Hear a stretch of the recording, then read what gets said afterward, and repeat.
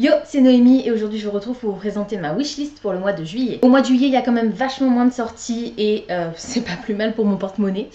De toute façon, vous allez pouvoir le constater dans le timer qui s'affiche ici puisque je n'ai que 2 catégories de livres à vous présenter pour le mois de juillet. Il s'agit des grands formats et des mangas. Je commence tout de suite avec les grands formats. Le 5 juillet sortira le premier tome de la série Lune d'Ivoire de Julie Eshbo aux éditions PKJ. Je n'ai pas eu envie d'en savoir trop sur cette histoire, du coup je ne vais pas pouvoir vous dire grand chose du résumé. Sachez simplement que c'est une romance young adulte librement inspirée de Orgueil et Préjugés de Jane Austen, donc forcément je ne pouvais que me jeter dessus.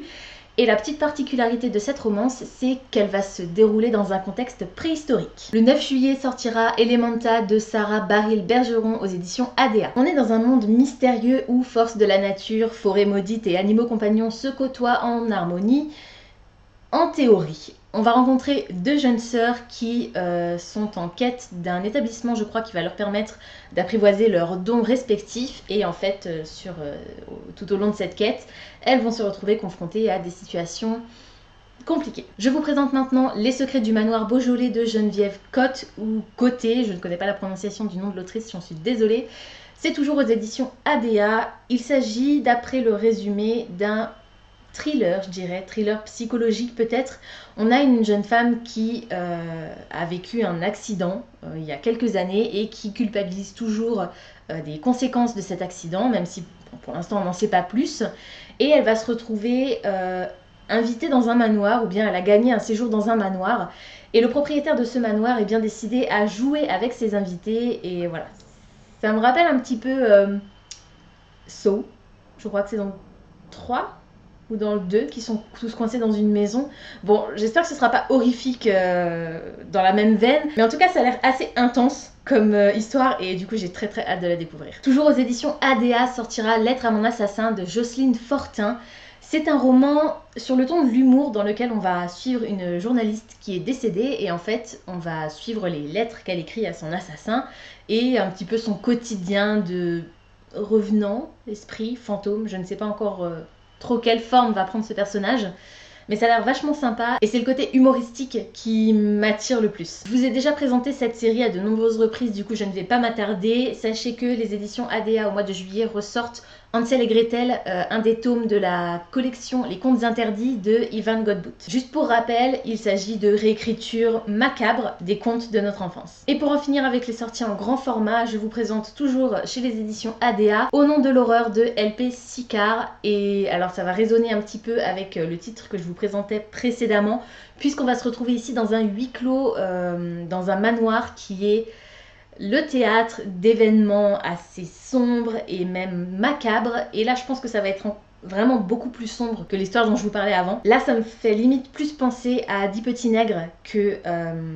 à Saw, et pourtant Saw est quand même vachement plus terrible que 10 petits nègres, mais j'espère vraiment retrouver l'ambiance pas horrifique mais vraiment quand même angoissante et le côté psychologie des personnages que j'avais vraiment beaucoup aimé dans 10 petits nègres. Je passe maintenant aux sorties manga et en date du 4 juillet, je vous présente Crépuscule, le premier tome de la série For Life de Antoine Doll et Vignew aux éditions Glénat. On va faire la connaissance ici de 4 amies qui sont rescapées d'un accident de bus et qui vont se rendre compte qu'elles ont développé les pouvoirs magiques des Magical Girls, comme on les appelle, dont elles avaient les costumes. Sortira également This Teacher Is Mine de Yuko Kazumi aux éditions Soleil. Dans ce shoujo, on va faire la connaissance d'une jeune fille qui va assister à une demande en mariage rejetée et il se trouve que le garçon qui vient de faire cette demande en mariage n'est autre que son nouveau professeur. Je vous présente maintenant Awakoi de Kanan Minami aux éditions Panini Manga. C'est également un shoujo dans lequel l'héroïne a toujours fréquenté des écoles pour filles et dans lequel elle va faire sa rentrée dans une école mixte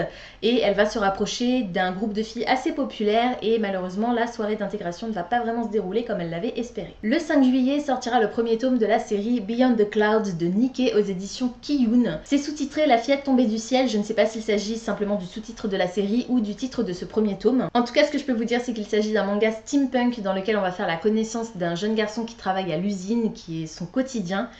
et d'une fillette tombée du ciel, tout simplement comme le titre l'indique. Cette fillette a perdu la mémoire et le personnage principal est bien décidé à lever le mystère sur cette jeune fille. Le 11 juillet sortira My Teacher My Love de Momoko Koda aux éditions Delcourt Tankam. Là encore, il s'agit d'un shoujo dans lequel une jeune fille va avoir des difficultés pour payer son repas et un jeune homme va venir à sa rescousse pour lui prêter un peu d'argent et le lendemain, elle va découvrir qu'il s'agit, je vous le donne en mille, de son professeur. Je termine cette vidéo en vous présentant un manga dont il me semble je n'ai pas de visuel pour la bonne raison qu'il a déjà été repoussé au moins une fois et que du coup il est possible qu'il soit de nouveau repoussé. En date du 26 juillet normalement, devrait sortir le premier tome de la série Le Théâtre des Fleurs de Isaku Natsume aux éditions Taifu Comics. Il s'agit, il me semble, d'un yaoi, mais j'ai un doute. Un yaoi, pour les personnes qui ne sont pas familières du terme, c'est un manga dans lequel on a une relation amoureuse, tout simplement, entre deux hommes. Dans cette histoire, donc, dans le Théâtre des Fleurs, on va rencontrer un jeune garçon qui est